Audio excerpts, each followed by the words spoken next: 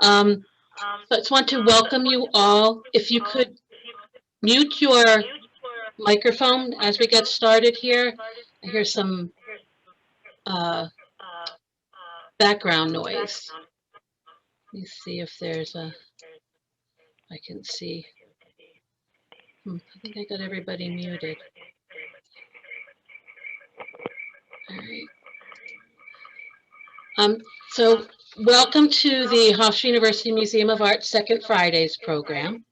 Today we're going to talk about Romare Bearden, printmaker and storyteller. My name is Karen Albert. I'm the director here at the museum. As I mentioned, if you could mute your microphones, that would be great, because sometimes you can hear out background noise or other sounds, and it can be distracting. If you want to ask questions, I'm going to leave plenty of time at the end for question and answer. You can also leave questions and comments in the chat box, and I'll address them at the end of the presentation. So,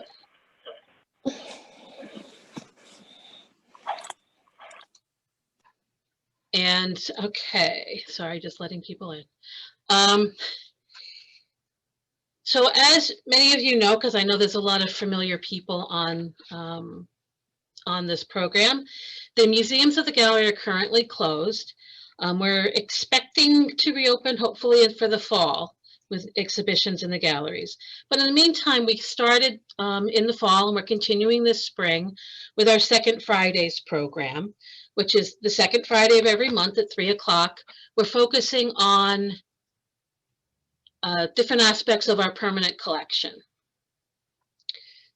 So just so you have some idea, the collection contains more than 5,000 works of art, American, European drawings, paintings, prints, photographs,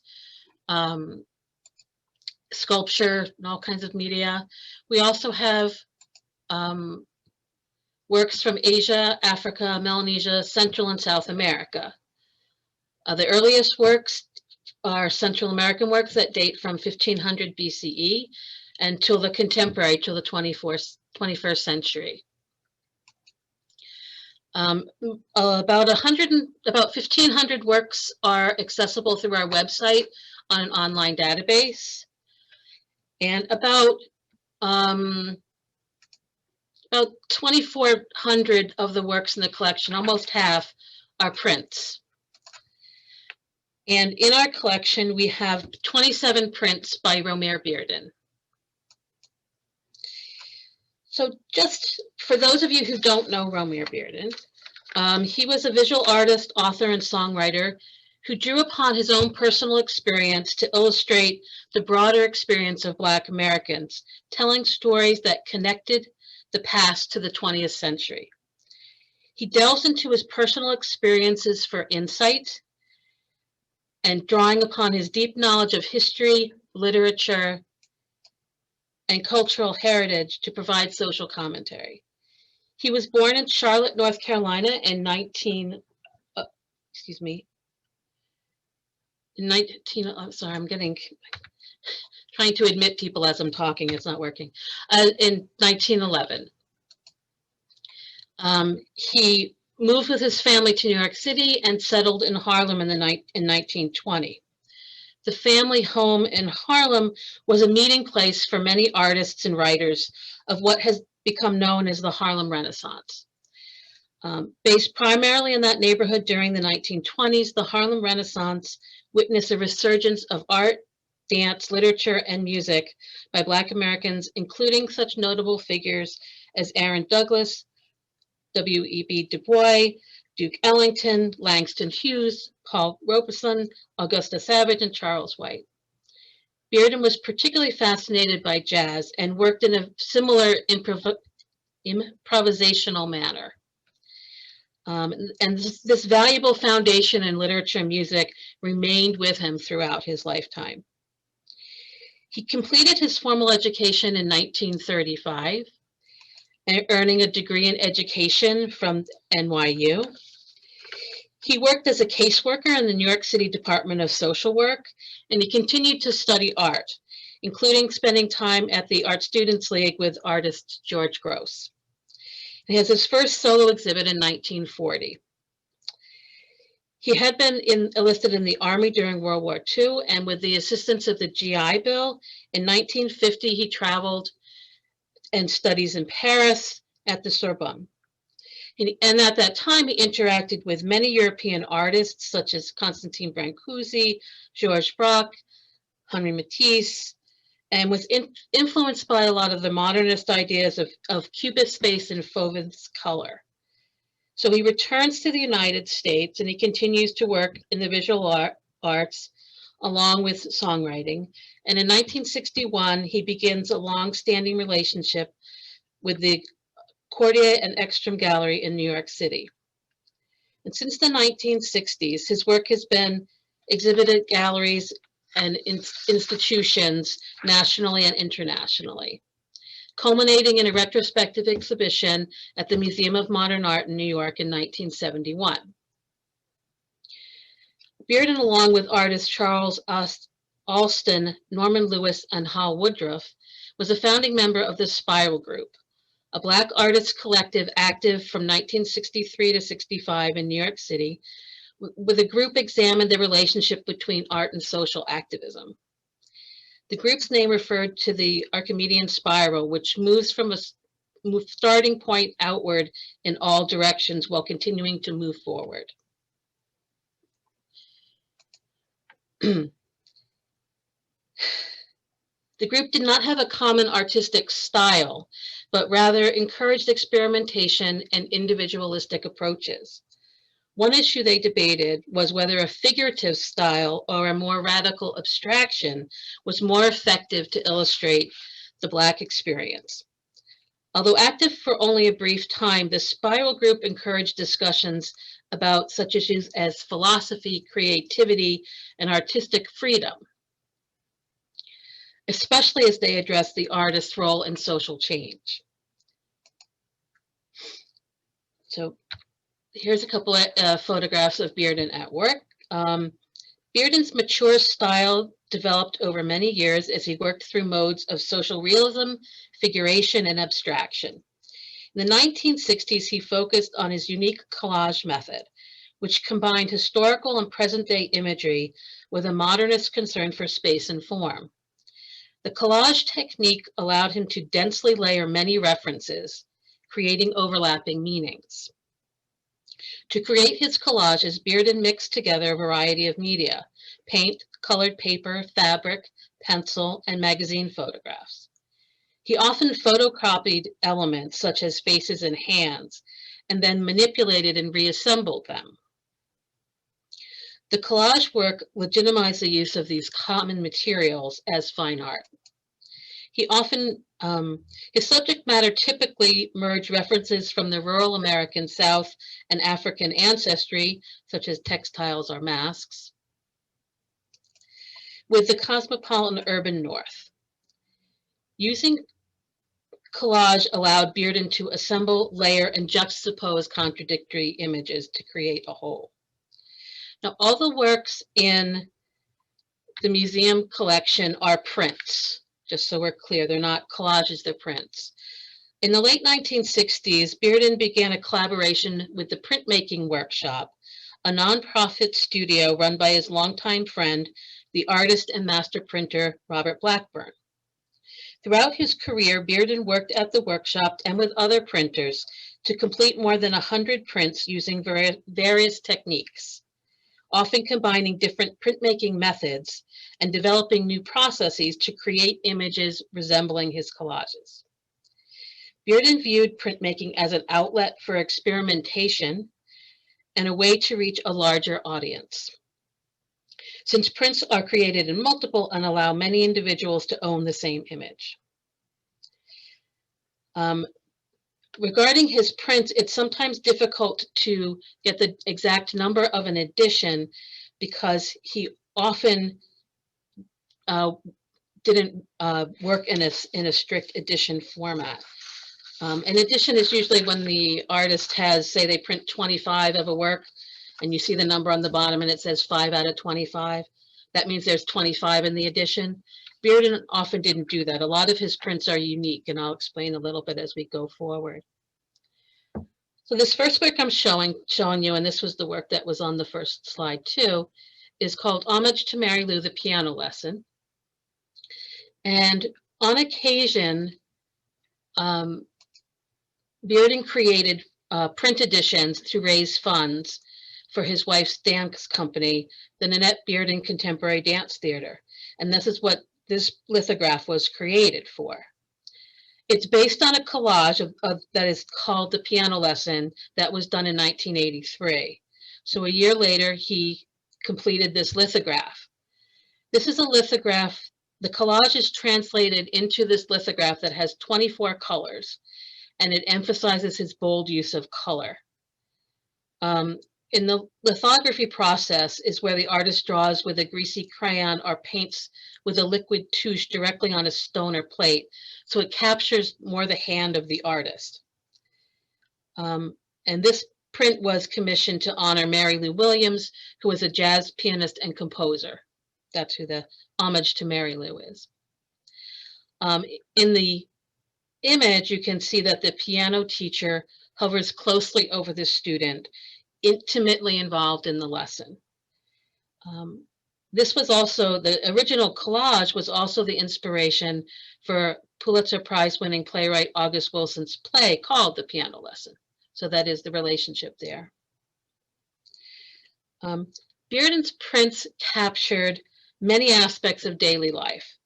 References to the Bible and religious traditions in lithographs, such as Pilate, seen here, and Three Women, Easter Sunday, emphasized the importance of spirituality within his community. In these prints and many others, the way the figures are portrayed and the inclusion of areas resembling African textiles and patterns are reminiscent of his collage work. I'll just go back to Pilate for a minute so you can see the form of dress. So even though these are prints, he wanted them to appear as collages. So that was very important to him, that he wanted it to maintain the look of his other work. So these are multiples. These two I just showed you are lithographs. So there's one type of print. But Bearden also used screen printing process to create some of his prints. So screen printing is a process that uses a type of stencil that produces large areas of saturated flat color. In this print, Mother and Child, he combined two different printmaking methods to create the image. The solid rectangles in the background, the blue and the green, and this stripe of red there, are screen printed, while the figures in the foreground are created using a photolithographic technique. So Bearden's Mother and Child images was also a frequent theme of his, emphasizes the importance of family, and it also evokes the idea of Madonna and Child, which I think you can see that here. Okay. Another screen print that Bearden designed was this one for the official poster for the Montreal Olympic Games in 1976. So the graphics in this print are simplified, highlighting the beauty and grace of the human form. They also allude to the figures of traditional Greek vases. In other compositional elements, the Greek architecture and the symbolic Olympic torch reference the history of the games. So this would have been, to have the commission to do the Olympic poster is a big deal. It's a big, a major commission for an artist. Many of the prints that we have in our collection tell a story of the print and the printmaking process. An artist will often pull proofs at various stages during the development and production of a print, providing a glimpse into the artist's creative process and revealing the evolution of the final image. Bearden's working style was very improvisational and intuitive. After running a print through the press, he would often add collage elements, watercolors, or changes to ink color, creating unique images. And this is why it's hard to categorize how many he did in an edition, because he often had these unique prints that were kind of in the edition, but not really. A number of the prints in our collection were donated by Carol and Alex Rosenberg. Alex Rosenberg was a publisher of many of Bearden prints. So we have a couple series where we have a number of prints at various stages of the process, which is really interesting because you can see how he worked.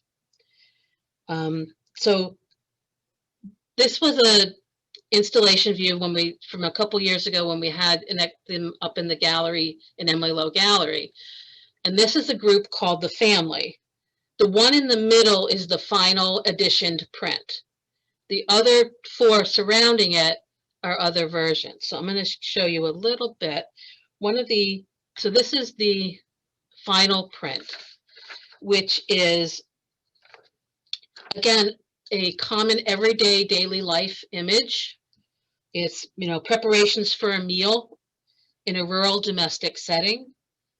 Bearden, however, moves the image from a typical to a more mysterious, with the inclusion of seemingly arbitrary changes in scale. You'll notice that the woman standing on the right-hand side has a very large hand.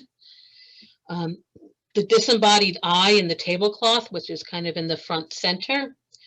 And there's a obscured female nude who is separated from the family group by a wall over on the left. So these additional elements and seemingly different arbitrary changes in scale add to the mystery and kind of the surreal quality of this image. And again, you can see some of this is a very complex print to be made.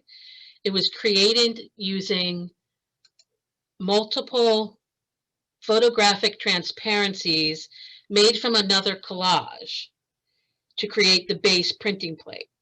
Then all the patterns and textures were produced using additional plates, including the use of aquatint, which is an etching technique that results in a watercolor-like appearance of the ink. So Bearden printed or pulled numerous images of this print throughout the process. And you can see how he worked. And this is the final version. So if I show you, this is another version. And I'm just going to look at the child's figure kind of towards the left. You'll see in this one, there's no face, right? So this is the final version. So you see this figure has face. So this is an earlier variation. What's really interesting on this particular print is that there are handwritten notes that Bearden wrote on there as he was working. So I made some details so you can see them better. But on the figure on the image on the left, it says gray upstairs. So he wants to change the color to gray on the stairs. But he likes the face is okay here. He likes the face on this one. So as an artist is working through his process, he's pulling, he'll print a print through the press and he'll look at it and make decisions about, is this where I want it to go? Do I want to change how it looks?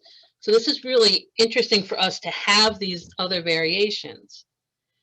Now he also often would pull a print, and this one is done with a black ink, but he also did some watercolor and hand coloring and collaging on the print.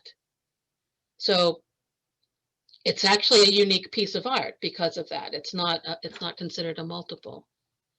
And again, this is another one which is done in a brown ink, which again, he's playing with the adding watercolor and highlighting different places. So it's a really unique aspect of our collection that we have these of various states of the same work. There's another print that we have in our collection called The Train. And again, this is referring to some of the everyday life.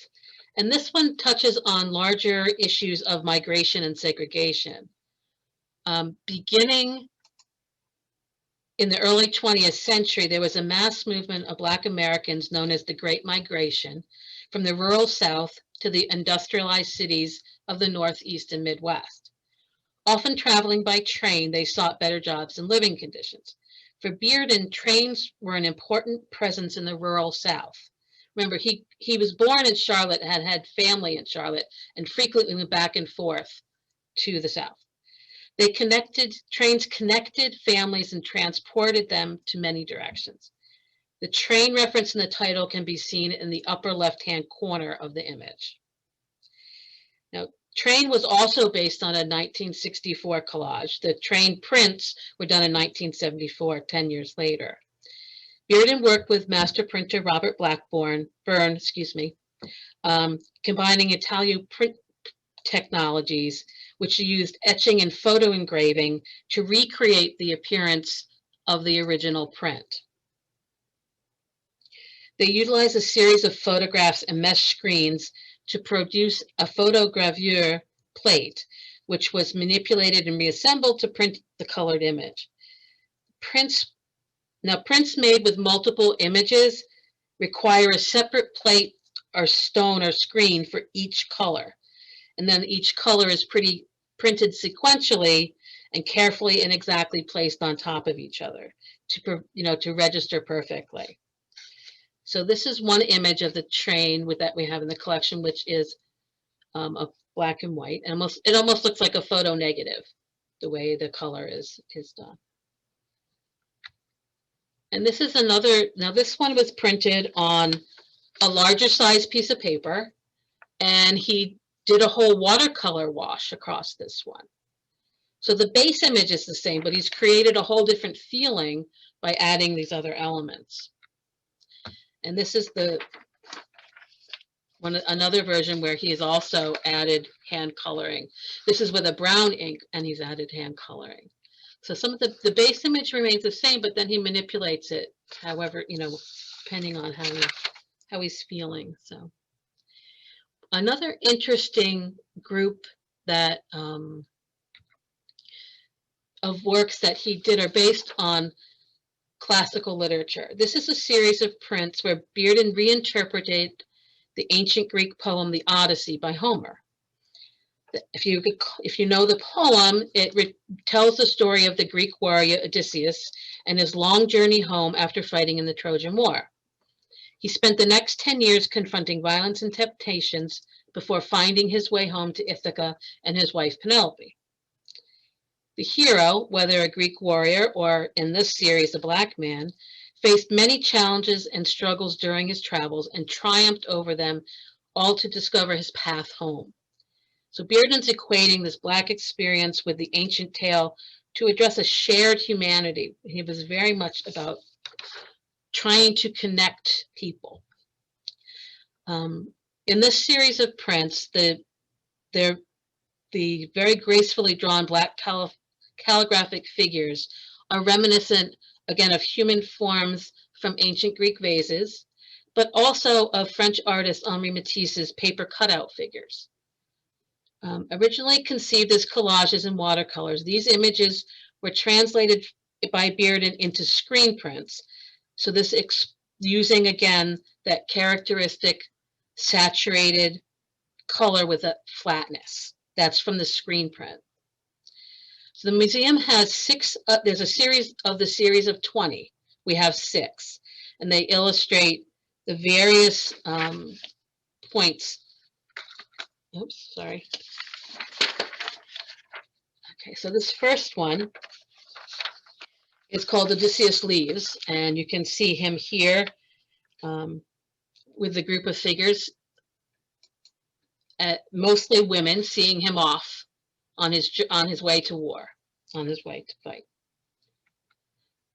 This one is called The Fall of Troy, and you can see that this is the aftermath of the battle. The sacked city is burning in the background, and the Trojan horse stands on the right-hand side. So you can see that's the aftermath of the battle. And this is called Circe into Swine. And if the story goes, Odysseus continued his journey towards home. He encountered the goddess nymph Circe, who initially turns his crew into pigs. After Circe and Odysseus become lovers, she transforms the crew back into human form. They spend a year on her island, and when ready to leave, Circe advises Odysseus on the route home to Ithaca and instructs him and his crew to plug their ears in order to sail safely past the sirens. So the next one we happen to have is the Siren Song. The sirens, or the sea nymphs, were creatures who lured sailors to their death with their enchanting song. So you see in this print here, the crew has lashed Odysseus to the ship's mast so that he can hear the song but won't be lured in by them. Well, the crew in the meantime has plugged their ears so they don't hear it. So and then the last one I have here is the cattle of the sun god. So as he's lost my place, sorry. In this part of the story, they stop at the island of the sun, and Odysseus lies in a spell-induced sleep, and his crew yield to hunger and feast upon the cattle of the sun god. In anger, the god Zeus kills the crew, and Odysseus then travels on by himself. So, and then we have, this is home to Ithaca. So this is, you can see Odysseus on the prow of the ship with his shield and spear, returning to home. So Romeo Bearden is a really prolific artist, was very well experimented in a lot of different mediums and different techniques, and collage became his signature technique. And with his printmaking, he really wanted to recreate the look of the collage in his prints. So he very much experimented and tried a lot of different things to make this happen. And he was always very much trying to include his own personal experience in what he was trying to show. So now if people would like to, let's see, there's a couple questions in the chat box. Just give me a moment. All right. Yes, Abigail says that's beautiful. Reminds me of Matisse's piano lesson at MoMA with more vibrant colors. Bearden was very he knew everything. He knew what was going on in contemporary and in modern and contemporary art. He was very much, he studied art. He was very interested in art history and history in general. So it was something that was very important to him. And color is definitely something that was very important in his work. Did Bearden ever meet August Wilson? I assume so, but I don't know for a fact. They were contemporaries. I mean, so they were alive at the same time. I'm assuming that he would have met him, but I don't know that. And yes, somebody says they remember this exhibition and it was very captivating. Yeah, the exhibit was in the Emily Lowe Gallery in 2018. So I gave you a selection here. I'd be happy to answer questions. And let's see if I can do this without. I saw a wonderful exhibit of his up at the Schoenfeld Gallery a few years ago. I'm sorry, I couldn't hear what you said. I said I saw a wonderful exhibit of Bearden's at the Schoenfeld Gallery up in Harlem a few years ago. Yeah. Where they had the pictures. I don't know if you showed them. I got called away from this for a couple of minutes. Yeah. Which never fails, right? I don't know if you showed it, the ones with the apartment buildings where. No, I'm focusing on the works that we have in our collection, so I didn't show a lot of. Well, I don't know what I missed. Yeah. But it was a wonderful, wonderful exhibit, and I don't think all of us knew about him before that exhibit. So it was several years ago, and I don't think well, I'm speaking for myself. I didn't know that much about him before I saw that exhibit. Well, I mean, there's I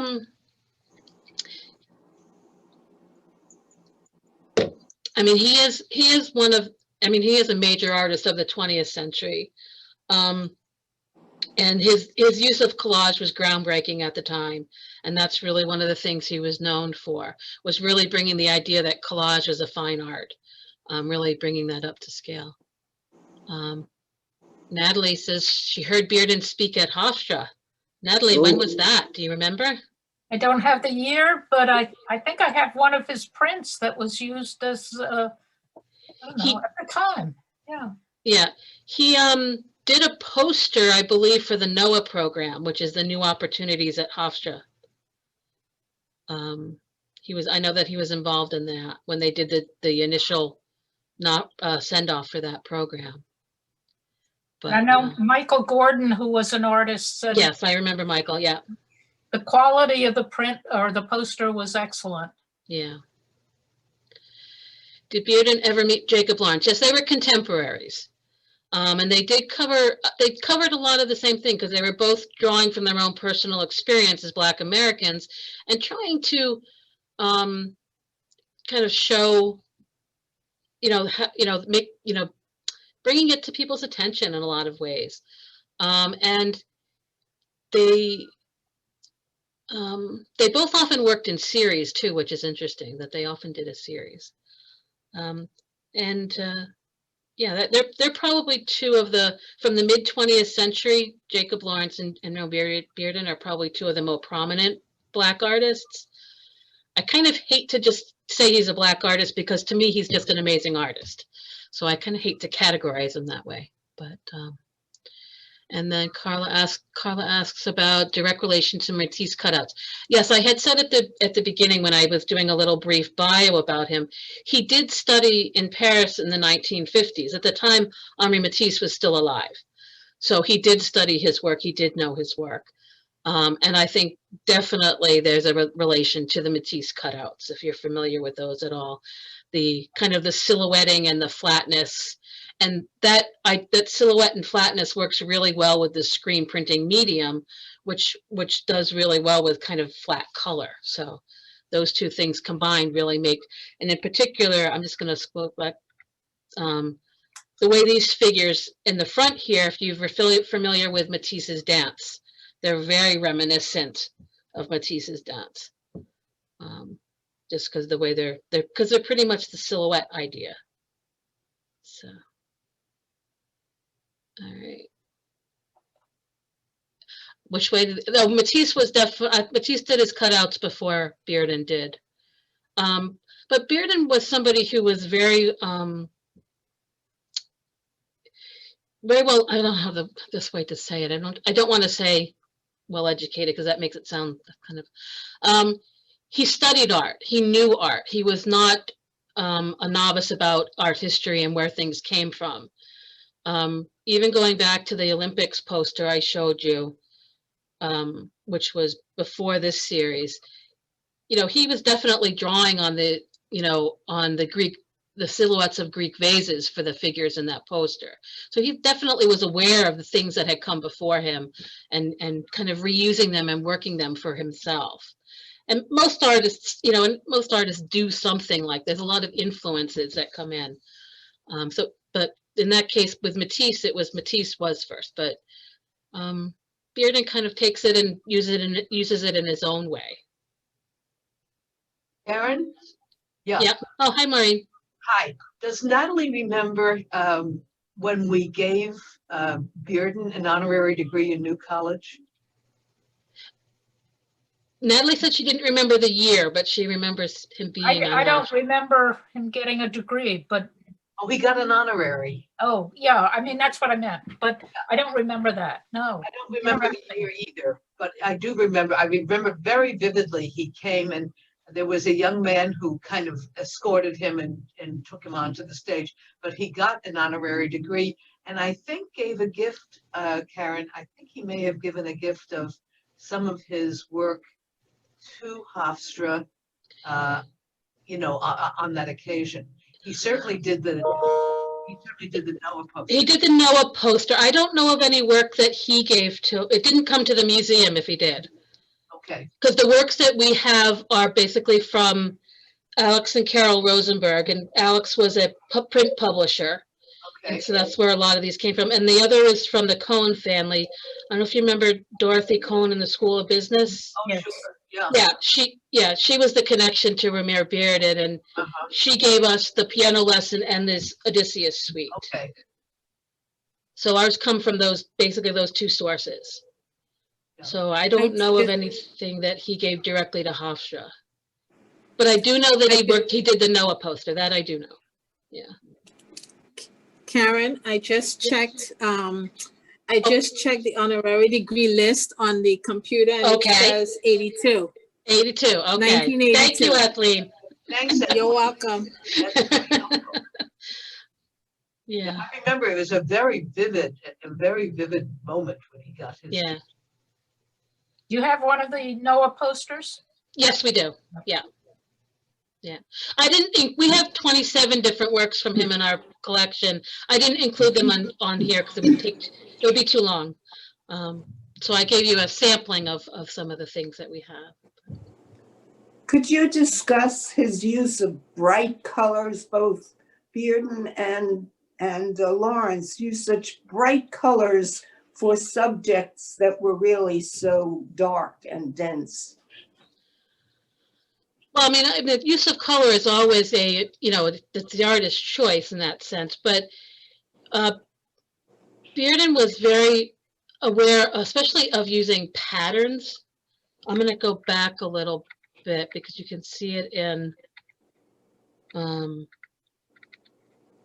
sorry to scoot back, but in these works, like this is the Three Women, he was very much, it's about these women, but it's also incorporating a lot of this patterning in the textiles, which has a strong relationship to African textiles. Particularly this one in Pilot, it's very strong.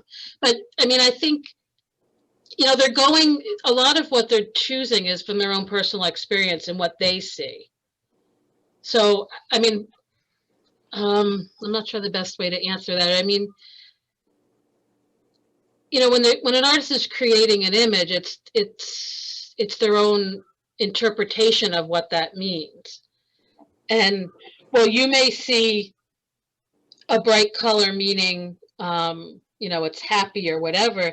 They may see it as being dramatic and forceful. So it might be your interpretation of how the color is used. We do have a Jacob Lawrence print called Confrontation at the Bridge. Can't pull it up for you right this second, but it's also a very vividly colored print. And it's about the Selma, the dog attack during the Selma Bridge walk. So, I think it's kind of a personal choice of the artist of how they use color. And color, especially if you're using color that are complementary color, they're going to intensify each other. So it may intensify the mood of the print. Does that help you, Gloria? Yeah. Okay. Yeah. Okay. It just seems to make it more palatable when the subject is so dark. But I don't know if they would see it as that way. I think they would see it as they're making it more intense. Because when you have a lot of contrast and these colors are really vibrating off each other, it's making it more, there's a more intense feeling for it. As an artist, we like to play light against dark. We like to do complementary colors next to complementary colors. A lot of it is the composition and not the intent of the work. Yeah, and it's really, it's an individual artistic choice, so it's kind of hard for me to say, why they would do that, I think. But to me, it makes it, when you're using that contrast or the complementary colors, you're really heightening the intensity of what people are looking at. So whether, I don't know, whether it's more palatable to you, but for somebody else, it's making it vibrate more. It's giving it more energy. Hope that's helpful. I noticed that both in the family and in the very large hand with the singular hand, Yeah, still symbolic of, maybe his feelings of the strain of the individuals in their hands. Well, their feet are smaller in some Yeah. cases, out of proportion there. So that was interesting. yeah, well, he definitely, I'm just gonna go back to the family so we can see what you're talking. He definitely, I mean, he would literally cut out a photocopy of a hand and put it on, put it on the Xerox machine and enlarge it, and then use the enlarged version. He was very intentionally playing with scale, playing with how, so everything is not true to real life. He's definitely manipulating the scale of things. It's interesting. Thank you. You're welcome. So, any other comments or questions that people might have? And the Odysseus series, to try to sort of tell the story of the African experience, coming from across the sea. I guess is that probably what he's trying to talk about? I think it's about, to me, it's about a journey and having all of these obstacles and temptations and obstacles in your way, and overcoming these things to make your way home.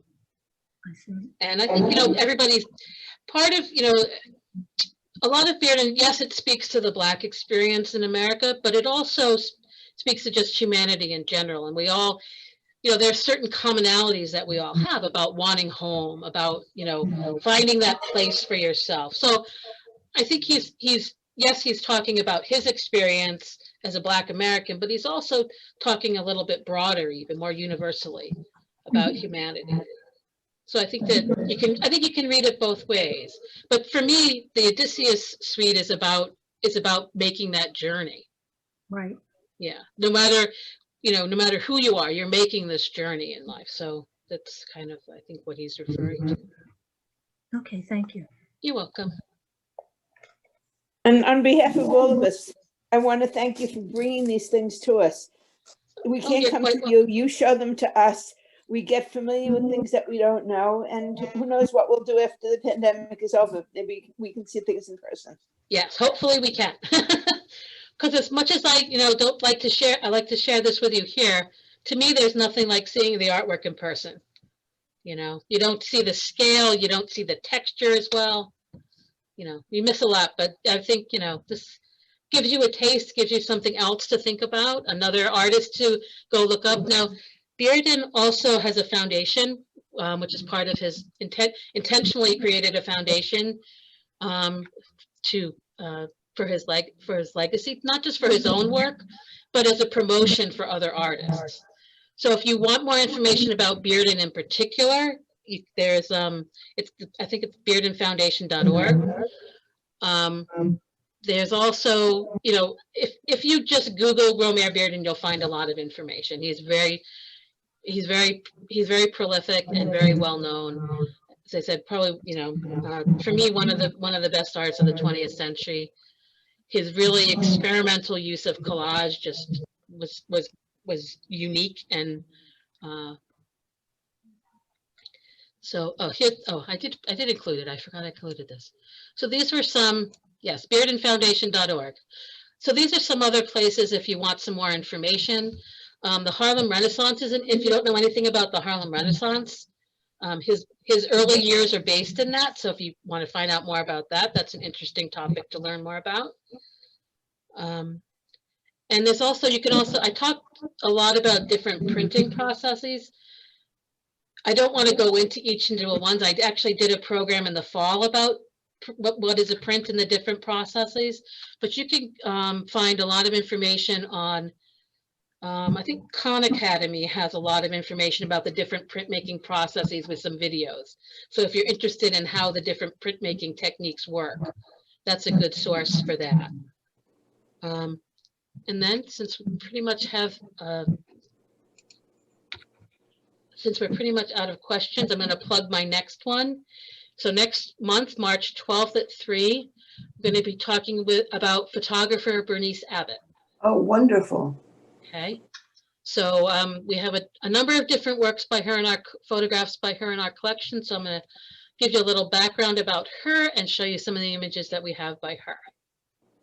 All right.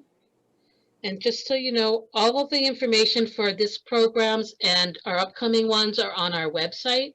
So if you have information, if you want to know what's coming up, you know, later, we're going to be doing one a month through June. So there's a number, you know, programs coming up. So, all right. Was this recorded at all? Yes, it is. I'm It'll take, I'm not sure how long it'll take to get posted. Hofstra's in the midst of redoing their website, so things are taking a little bit longer than normal. But we will post the recording. And on our website, we have a page called Virtual Museum, and the recordings from this past year, from 2020, are on there too. So if you missed a program and you want to go back and watch one, you can. Fantastic. Okay. Thank you for that. Karen. Thank you. You're Thank welcome. you. So much. Thank you all for joining me. I Thank appreciate Very it. interesting. Thank you. Most enjoyable. Thank you. Thank you very much. You're welcome.